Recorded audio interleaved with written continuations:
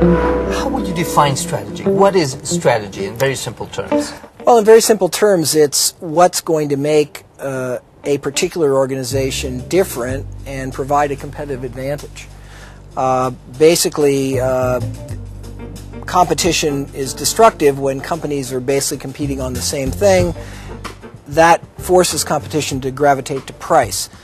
Strategy is finding a different way to compete to create a different sort of value for the customer, which allows a company to prosper, to achieve superior profitability. What is not strategy? Simply implementing best practices, buying the latest machine, using the internet to communicate with your customers. There are lots of things that managers do that they have to do to actually keep making the company more productive and more efficient and to attain the kind of latest technology and knowledge about management. All those things are a necessity, but they're not strategy. Strategy is not about doing the same thing better. Strategy is about finding that different place for the organization to deliver value.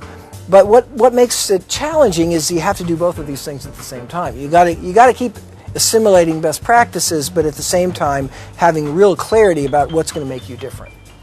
You wrote a book 25 years ago that has remained at the top of the list of the strategy books. What were the key messages in that book?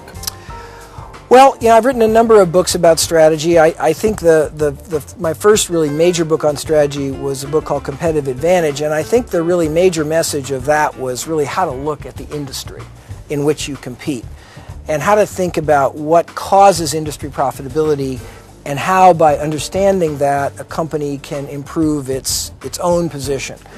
In that book, I introduced the so-called 5 forces framework, that in any industry you've got to look at the power of the customer, the power of the supplier, the barriers to entry, the threat of substitute products, and the nature of the rivalry itself, and that those 5 forces collectively define really the profit potential of any business. And this was, I think, a breakthrough in the field, because really we had no systematic way of looking at industries. The next book was a book called Competitive Advantage, in which I really talked about how to look at a company's own position and introduce the concept of the value chain. Any company, when it competes, is simply conducting a lot of activities, marketing activities, procurement activities, service activities, and so forth. And the value chain provided a framework for understanding how a particular company was competing versus its competitors, and therefore sharpening the distinctions in terms of its position. I think if I had to sort of highlight the major concepts that have made my work relatively enduring, it would be some of those ideas. Interesting. And after 30 years, what has changed? Is everything relevant, or have things evolved? Well, I've always focused not on the specifics of how a particular industry operates or a particular company competes.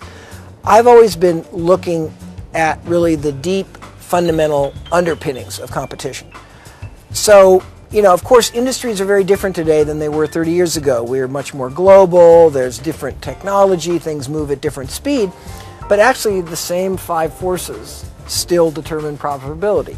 It's still the power of the customer, the power of the supplier. So I think in some sense everything has changed.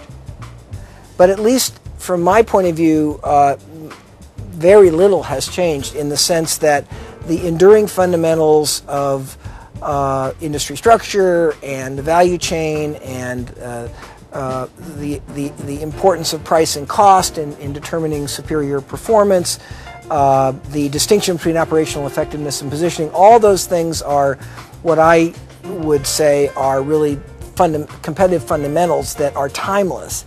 And then at any given moment in history, the weights, if you will, or the specifics are constantly evolving.